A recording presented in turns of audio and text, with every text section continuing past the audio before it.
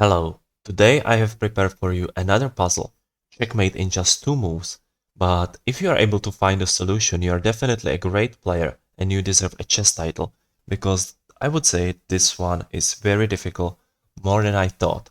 So let's look at this. The black has only one king.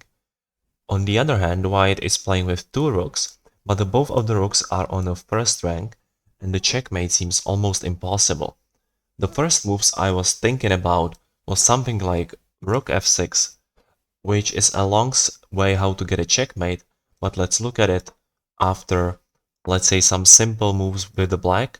We can deliver him a checkmate with the two rooks, but as you can see, it's a checkmate in 4, and that's definitely not what we are looking for.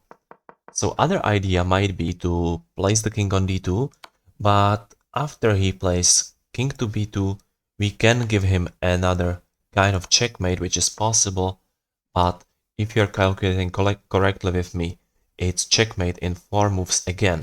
So let's move back, and now we know we have to play with either of the rooks. So it has to be, for example, rook h2, which is blocking the escaping a2 and b2 square for black. So only move left, that is king to b1. And now what? Should we play with the rook or with the king? If we decide to play with the king and give him check, now the black king is just going to the center of the board, and it's definitely not gonna be the checkmate in 2 moves, as you can see.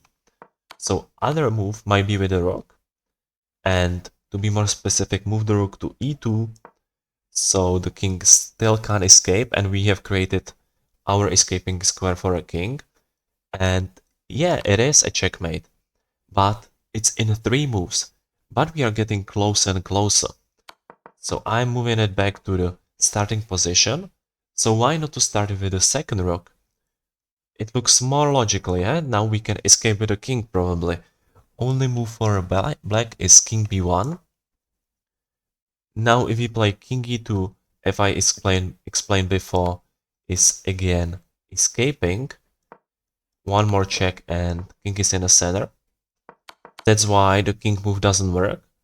If I place the rook on e2 with the same checkmating idea, is again checkmate in 3 moves. So what we should play here. If you see the move, let me know in the comments, stop the video and hit this up. And with the rest, I'm gonna show you, because I've never said that we have played with a king or with a rook. So you know which move is still possible, and it's castling with a checkmate. Thank you so much for watching, and see you next time.